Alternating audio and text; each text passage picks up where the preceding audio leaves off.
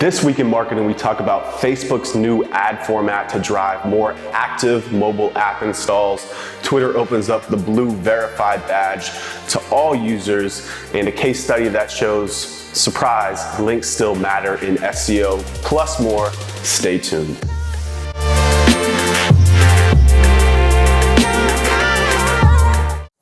All right, let's get into the news. First on the docket today, Facebook has launched a new ad tool that allows marketers to target people who will not just install an app, but are most likely to use that app after installing. And this is huge because data shows that 30 days after people install an app, only 6% of people are still using it.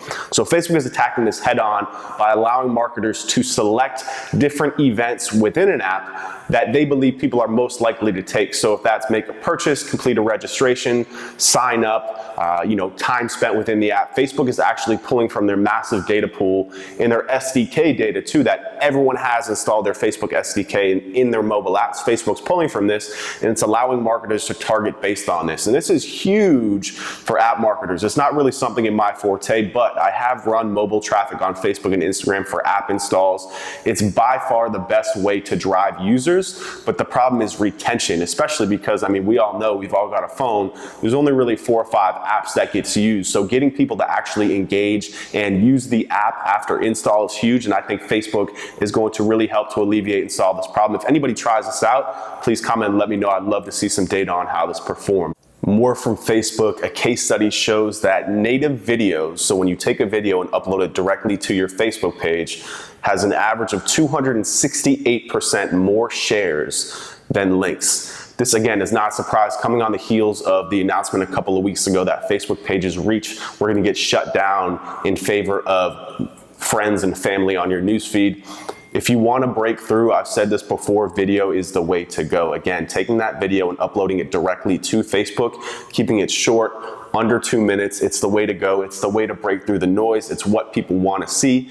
Facebook execs have said in a couple of years they expect the entire news feed to be video because it performs so much better. So really try and find a way to fold video and shorter video, a little bit more snackable and shareable, into your strategy if you really want to have success on Facebook right now and in the future. Twitter announces a new application process to get the blue verified badge on your Twitter profile. All you have to do, follow the link underneath here, fill out the form, submit it, and Twitter will let you know if you're applicable. I don't really know exactly what the requirements are, but I think this is a very smart play from Twitter to start get some influencers and even micro-influencers back on the platform and getting more engaged and using more and tweeting more. I know I've already submitted my application. I'll let you know if I get accepted or not. Again, I don't know exactly what the requirements are, but I think this is very smart from Twitter. It's really playing on the vanity of users to get people back in using the platform a little bit more.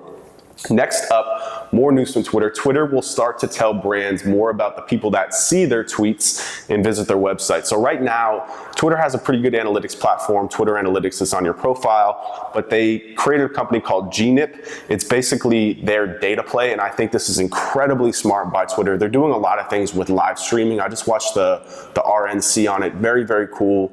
Inline video with tweets coming underneath it. Very, very cool way. I think Twitter is actually going to really push Facebook for the live video.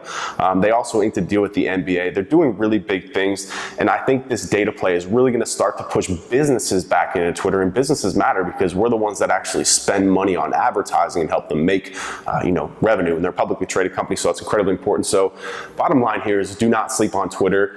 Facebook has made a huge come up, Snapchat, Instagram, and Twitter's kind of fallen behind. I think that Twitter is going to make a huge push in the next year or two.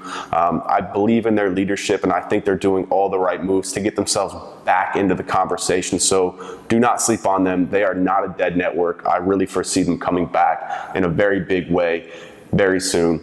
Next up, we have a local SEO case study that says 33% of local searches in Google, so restaurants in Miami, bakeries in Miami, are coming from non-local searchers. So people on vacation or people that do not live in that area are using local search a lot. And this is important because this has implications on how you're going to optimize your website to accommodate this, because this is a third of your search traffic, right? So there's 3 key points here that I want to hit on. Number 1, these searches are overwhelmingly mobile. It's people on the go. It's people that are looking for things to do in that moment. So you have to make sure that your website is mobile optimized and really ready to receive and convert these searches. That's number 1. Number 2, reviews are crucial. People rely heavily on reviews, especially when they're not familiar with the area or your business. So make sure that you're doing outreach, getting reviews, some happy customers, and really building that track record. It's also a huge local ranking signal for Google SEO. And finally, getting ranked in the map section, so the snack pack, the local pack, whatever you want to call it, is huge, because data shows that non-local searchers rely heavily on maps, and they're actually going directly to their Google Maps app to search for businesses because it has the reviews, it has the direction. It's just a lot easier for them to find what they're looking for. So that's really big if you're a local business or if you handle local clients. Really make sure to check out this case study. I'll leave you a link below. It's very, very important, and it's data-driven, which is even better. Finally, last on the docket, this is an SEO case study, and I saved this for last because I'm going to talk the most about this. A new Google ranking study shows that, surprise, surprise, links are by far and away the most important ranking factor in SEO. And basically what they did, just to kind of summarize the case study, they looked at 50 results across 6,000 search engine results pages, and they ran a correlation study, and they found that the correlation between high rankings and links was near perfect. It was by far the highest ranking factor. So, just to elaborate on this a little bit, we do SEO for clients. The first month or 2 is heavily geared towards technical SEO, content strategy, and really formulating the right way ahead for that brand in their industry. Excuse me. After that is done, it's really just about link building. All we really do is focus on building content, building new value, and promoting it. And more than 75% of that promotion is done through blogger outreach, guest posting, sponsored links, all sorts of different link building tactics that we use to drive quality links back to that site. And honestly, it just works. It's going to continue to work for the foreseeable future. I do not see this slowing down anytime. I mean, the biggest piece of advice that I can give to you is focus on getting quality links. Don't worry about the number of links. Focus on getting the most niche relevant, high quality, high authority, and trustworthy links that you can for your site or your client's site. And I promise you, your website will rank higher. So that's all the news that I got for this week. Like, subscribe, and I'll see you in the next episode. Take care.